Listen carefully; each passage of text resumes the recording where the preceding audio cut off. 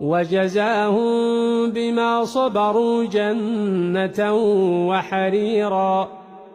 متكئين فيها على الأرائك لا يرون فيها شمسا ولا زمهريرا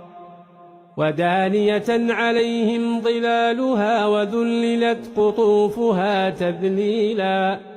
ويطاف عليهم بآنية من فضة وأكواب كانت قوارير من فضة قدروها تقديرا ويسقون فيها كأسا كان مزاجها زنجبيلا عينا فيها تسمى سلسبيلا ويطوف عليهم ولدان مخلدون